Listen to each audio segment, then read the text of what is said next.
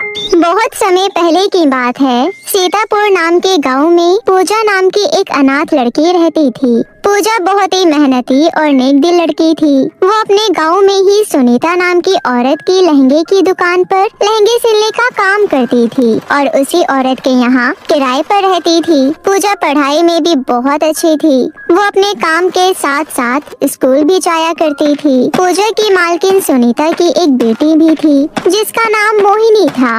मोहिनी बहुत ही आलसी थी। वो घर का कोई भी काम नहीं करती थी और ना ही सही से पढ़ती थी। मोहिनी बेटी, ओ मोहिनी बेटी, उठ जा, सुबह हो गई। क्या हुआ माँ, सुबह सुबह क्यों चीख रही हो? सोने दो ना। बेटी 9 बजने वाले हैं, स्कूल के लिए देरी हो जाएगी बेटी।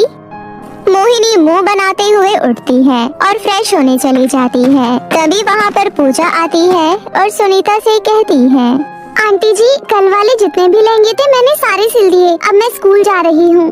कितनी अच्छी लड़की है ये, बिन माँ बाप की होकर कितनी मेहनत करती है। एक मेरी बेटी है जिसे सोने के अलावा कुछ नहीं आता। तभी वहाँ पर मोहिनी आ जाती है। क्या हुआ माँ, आप किससे बातें कर रही हो? अभी यहाँ पर पूजा आई थी। उस लड़की को देखकर मैं हैरान हूँ कि वो पढ़ाई के साथ साथ हमारी दुकान पर भी काम कर रही है और एक तू है, सोने के अलावा कुछ नहीं आता तुझे। अरे मेरी प्यारी माँ, आपको पता है पढ़ाई करना कितना मेहनत का काम है, लेकिन तब भी मैं पूरी रात पढ़ाई करती रहती हूँ, इसलिए मेरी सुबह नींद नहीं खुलती है। रही बात उस पूजा की, तो उसे स्कूल जाना ही नहीं चाहिए। पढ़ाई लिखाई उसके बस की बात नहीं है। ऐसा कहकर मोहिनी वहाँ से स्कूल चली जाती है। पूजा और मोहिनी एक ही स्कूल में पढ़ती थी। स्कूल में लंच टाइम हो जाता है। पूजा एक पेड़ के नीचे बैठकर पढ़ रही थी। मोहिनी वो सब देख रही थी। वो सब देखकर मोहिनी बहुत चिढ़ जाती है। पढ़ाई लिखाई तुम जैसे गरीबों के लिए नहीं है। अब चल छुपन छुपाई खेलते हैं। नहीं, मुझे पढ़ना है, तुम सब खेल लो। ऐसा सुनकर मोहिनी वहाँ से चली जाती है। ऐसे ही दिन बीत रहे थे। एक दिन स्कूल का रिजल्ट आया। आंटी जी, ये देखो मेरा रिजल्ट, मैं पूरे स्कूल में फर्स्ट आई हूँ। अरे वाह पूजा, ये तो बहुत ही खुशी की बात है। ऐसे ही आगे बढ़ते रहो। उसके बाद पूजा वहाँ से चली जाती है। थोड़ी देर बाद मोहिनी भी अपना रिजल्ट लेकर अपनी माँ के पास आती है। रिजल्ट देखकर सुनीता बहुत ही ज्यादा गुस्से में आ जाती है। शर्म नहीं आती तुझे? तू फेल हो गई। जरा देख पूजा को, पूरा दिन दुकान पर काम करके भी पूरे स्कूल में फर्स्ट आई है। कल तो तू कह रही थी कि मैं पूरी रात पढ़ती हूँ, तब भी तेरे इतने गंदे मार्क्स आए हैं। मम्मी, मैं सच में पूरी रात पढ़ाई करती हूँ। अब मेरे अच्छे नंबर नहीं आए तो मैं क्या करूँ? किसे बेवकूफ बना रही है तू? आज से तेरे सारे खर्चे बंद।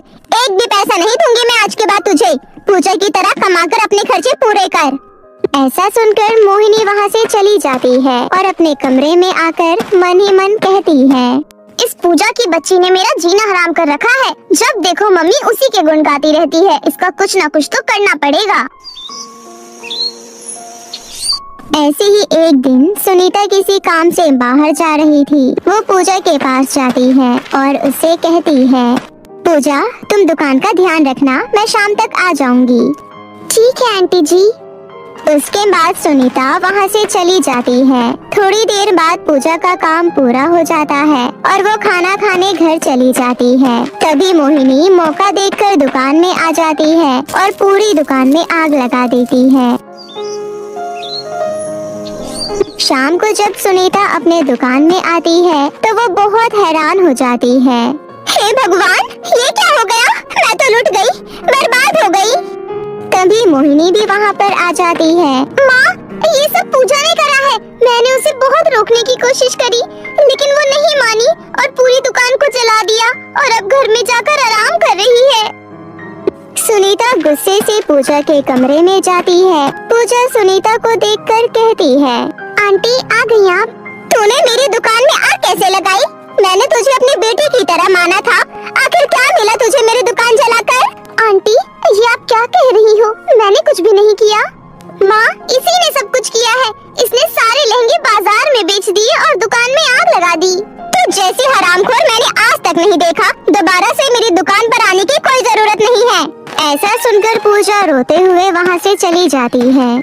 चलते चलते वो एक जंगल में पहुंच जाती है और एक पेड़ के नीचे बैठ जाती है। थोड़ी ही देर में बहुत तेज बारिश शुरू हो जाती है। तभी एक चिड़िया का बच्चा पेड़ के ऊपर से नीचे गिरता है।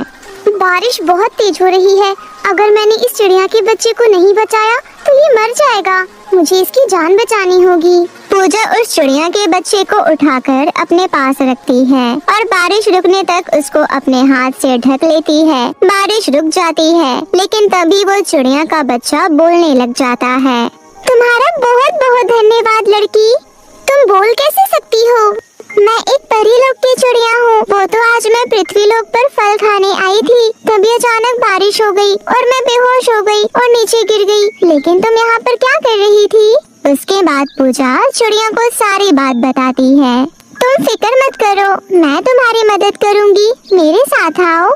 ऐसा कहकर वो चिड़िया पूजा को अपने साथ आसमान में उड़ाकर ले जाती है। आसमान में बहुत ऊपर जाकर पूजा देखती है कि बादलों में एक जादुई लहंगा का घर है। पूजा, ये एक जादुई लहंगे का घर है, तुम इसमें रह लो। इसमें तुम्हें किसी चीज की कमी नहीं रहेगी और इस घर की सबसे खास बात है कि तुम इसे जहाँ चाहो वहाँ ले जा सकती हो। आज से ये घर तुम्हारा है। ठीक है चिड़िया, मैं इस घर को धरती पर ले जाती हूँ। ऐसा कहकर पूजा उस जादुई लहंगे के घर को पृथ्वी पर ले आती है और हंसी खुशी उस घर में रहने लगती है। कुछ दिन बीत जाते हैं। एक दिन सुनीता और मोहिनी दोनों पूजा के पास आती है।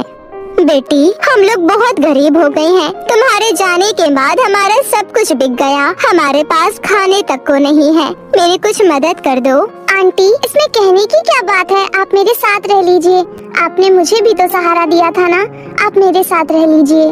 पूजा, मुझे भी माफ कर दो। तुमको माँ ने मेरी वजह से ही घर से निकाला था। अब मैं कभी भी तुम्हारे लिए बुरा नहीं सोचूंगी। और फिर सभी मिलजुल कर उस घर में हंसी खुशी रहने लगती।